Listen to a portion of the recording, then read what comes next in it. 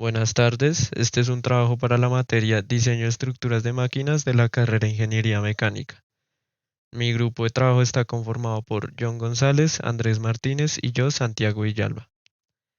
Este video consistirá en demostrar el funcionamiento de nuestro archivo Excel, donde tuvimos que resolver este caso de estudio. Entonces, comenzaré leyendo el caso de estudio, el problema en general. Entonces nos encontramos con que en la siguiente figura se muestra el esquema de un ventilador centrífugo usado para la extracción de calor de un horno industrial. El ventilador es accionado por un motor de 10 caballos de fuerza a 3600 revoluciones por minuto. La transmisión de potencia se realiza por poleas y a correas en B. El ventilador gira a 3600 revoluciones por minuto y el rotor pesa 300 libras. 300 libras fuerza. La relación entre las tensiones en ambos lados de las correas puede considerarse como F igual a 4F. Entonces nos encontramos aquí con el diagrama del ejercicio. Entonces, para empezar a responder y a resolver este ejercicio, pues nos encontramos primero con los datos. Entonces, como lo dije anteriormente, el motor tiene una potencia de 10 caballos de fuerza, 3600 revoluciones por minuto, con una velocidad angular que también es igual, 3600 revoluciones por minuto y que la transmisión de la potencia se realiza por poleas y correas en B. Tenemos el peso del motor, 300, la distancia de AB, esto ya es del eje, que nos las da aquí este diagrama. La distancia de AB son 10 pulgadas, de B a C son 25 pulgadas, de C a D son 20 pulgadas y nos encontramos con que el diámetro de las poleas es de 12 pulgadas y el diámetro del rotor de 48 pulgadas. Entonces, para empezar a resolver este caso de estudio, primero realizamos el diagrama de cuerpo libre general de la figura que nos proporciona el ejercicio. Posteriormente, hacemos el diagrama de cuerpo libre en los planos XY, que es este, y en los planos YZ, XZ, perdón, que es este, donde nos encontramos las reacciones y sus respectivas cotas. Posteriormente empezamos a calcular. Entonces empezamos a calcular el torque primero, que es con la fórmula. Entonces básicamente dividimos la potencia entre la velocidad angular del motor. Esta velocidad tenemos que convertirla, por eso mismo aquí, como pueden ver, la multiplicamos por pi, la velocidad angular, por pi entre 30. Esto nos arroja un resultado de 175,07 libras por pulgada. Eh, Después calculamos Ft, Fs del ejercicio como tal y calculamos el Fs de la polea y el Fs de la polea en el plano Z. El Fs de la polea en el plano Y y en el plano Z. Esto debido a que esta fuerza está diagonalmente sobre la otra polea. Entonces, esta reacción pues nos da reacción en el plano Y y en el plano Z. Las calculamos de la siguiente manera. Pasamos la fuerza, la Fs, a radianes y lo multiplicamos por 45 grados, por el coseno de 45 grados en radianes, claro está. Y la del plano Z de igual manera, solo que esta vez la multiplicamos por el seno de 45. Posteriormente tenemos las reacciones. Las reacciones las encontramos en esta parte, pues las encontramos en esta parte de aquí. Las reacciones las encontramos justamente aquí.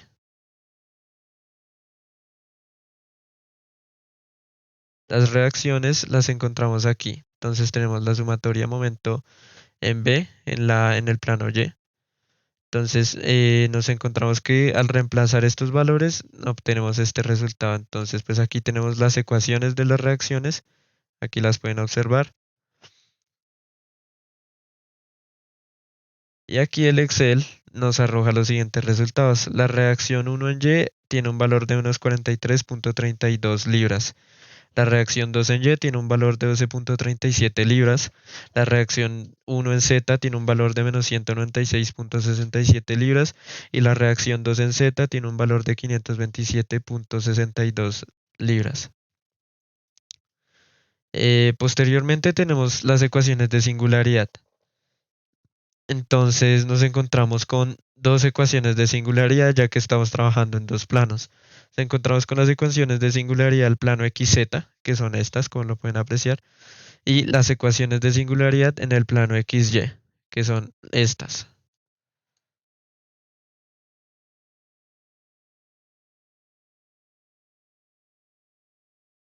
Posteriormente procedemos a graficar y tabular las ecuaciones. Esto lo hacemos con un paso desde 0 hasta 55. 55, ¿por qué? Porque 55 es la longitud total del eje. Em, Posteriormente obtenemos las gráficas. Después de tabular estas ecuaciones, obtenemos las gráficas. Cabe aclarar que estas ecuaciones, cada una de las ecuaciones de cada plano, fueron despejadas, las constantes. Entonces encontramos las constantes del plano XZ. La constante 1 tiene un valor de 29.123.87 y la constante 2 tiene un valor de menos 28.000, menos 286.082.04.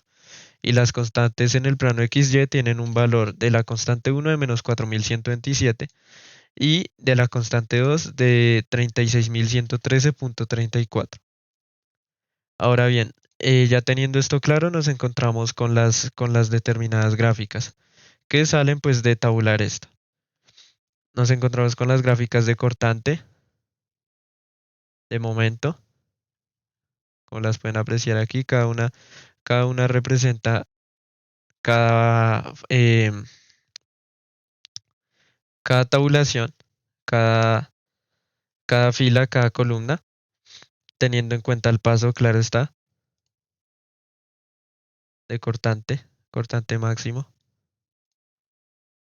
momento en Z, en el plano X máximo,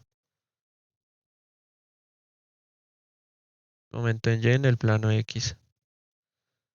Posteriormente obtenemos las siguientes gráficas después de tabular estas, de la magnitud de flexión, teta, teta z en X, teta y en X, teta X, la deflexión de Z en el plano X, la deflexión de Y en el plano X y la magnitud de la deflexión. Todo esto lo hacemos haciendo uso de condicionales y de las fórmulas de las ecuaciones de singularidad. Al graficar todo esto, obtenemos las siguientes gráficas. Esta, que es la gráfica de teta z en el plano X, como lo pueden ver, lo hacemos con las siguientes tablas. La deflexión de Z en el plano X, teta Y en el plano X, la deflexión de Y en el plano X, la magnitud de la deflexión y teta X. Cada una de estas pues cabe aclarar con su respectiva columna de la tabla. Posteriormente, procedemos a calcular la velocidad crítica, esto teniendo en cuenta que el peso del rotor es de 300 libras y el peso de la polea es de 60 libras. Haciendo uso de esta ecuación, obtenemos la velocidad angular en radianes sobre segundo y la misma velocidad angular, pero esta vez en revoluciones por minuto. Esto pues para pasar las revoluciones por minuto es simplemente dividir 30 sobre pi y ese pi va multiplicado por la velocidad en radianes sobre segundo y así queda convertida a revoluciones por minuto. Bueno, aquí pueden apreciar la función que elegimos, como les dije, teniendo en cuenta el peso del rotor y el peso de la polea. Posteriormente, posteriormente procedemos a calcular los diámetros. El primero de estos por estática.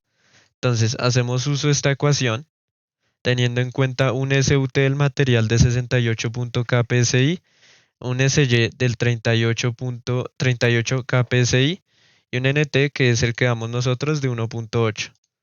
Teniendo en cuenta que es un acero, ahí sí o SAE 1020.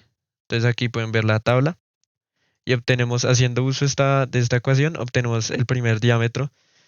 Como pueden ver aquí la ecuación tiene un valor de 0.41 pulgadas, el diámetro 2 tiene un valor de 0.60 y el diámetro 3 tiene un valor de 1.42 pulgadas. Aquí pueden apreciar los datos que usamos para cada uno de ellos.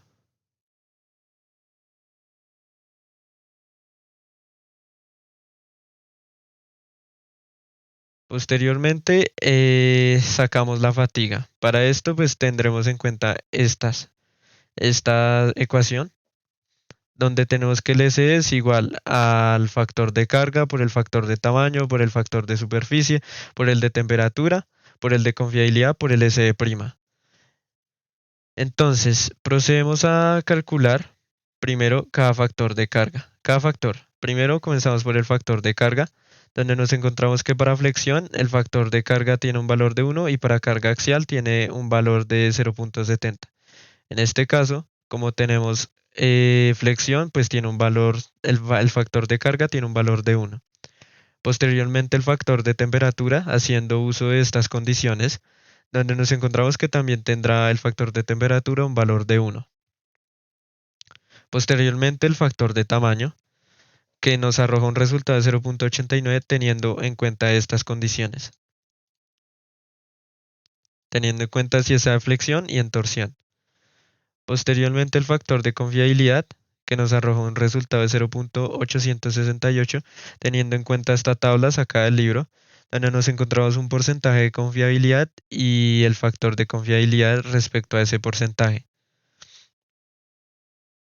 Posteriormente el factor de superficie, teniendo en cuenta estas condiciones también sacadas de la tabla del libro y esta ecuación. Entonces pueden ver aquí en la casilla cómo hallamos este valor.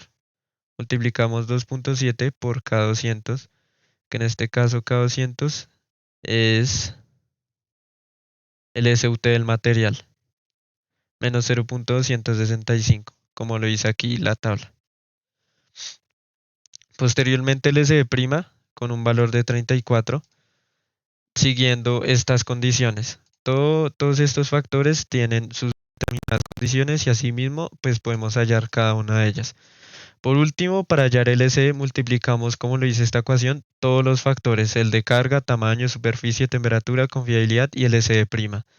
Esto nos arroja un resultado de 23.18 kPSI. Este resultado también lo podemos convertir a PSI simplemente multiplicando el valor en kPSI por 1000.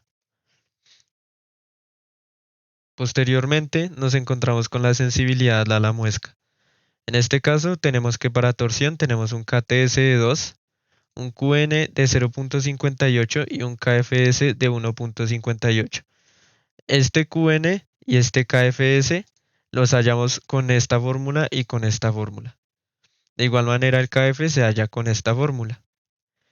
Y pues teniendo en cuenta también esta tabla 4.6 del libro, teniendo en cuenta el SUT que está en KPSI y la raíz de A, que como lo pueden ver está aquí para flexión y para torsión. Posteriormente tenemos la sensibilidad a la muesca para flexión con un KTS de 1.8, un QN calculado con esta fórmula que nos arroja un resultado de 0.51 y un KFS calculado con esta fórmula que nos arroja un resultado de 1.41. Esto sería la sensibilidad a la muesca, para flexión y para torsión. Posteriormente pasamos a hallar los diámetros con el método general, haciendo uso de esta ecuación, y todos los diámetros los hallamos haciendo uso de esta ecuación. Entonces, para el primer diámetro nos encontramos con un valor de 0.45 pulgadas. Aquí pueden ver los valores que usamos aquí, la fórmula como tal. Como les digo, pues es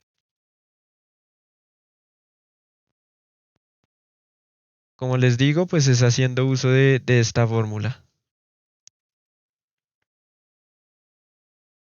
Bueno, para el segundo diámetro, por el método general, de igual manera con la misma fórmula, nos arroja un valor de 0.91 pulgadas.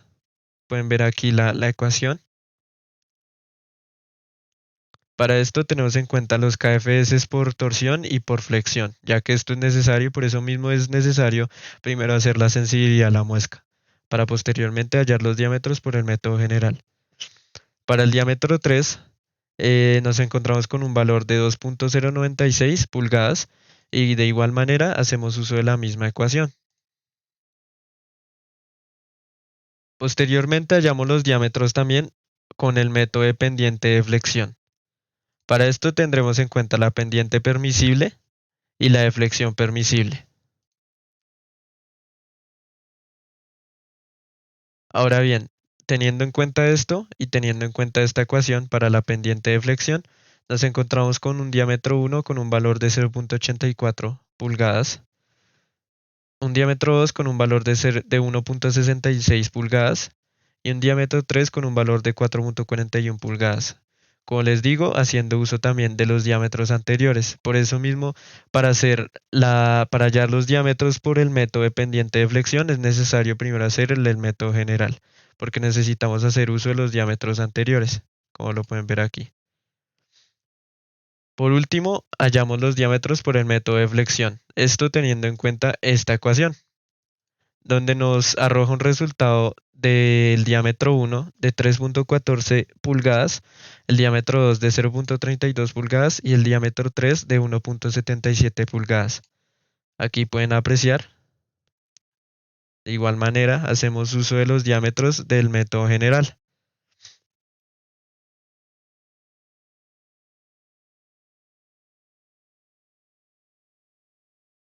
Y como les dije, pues haciendo uso también de esta ecuación.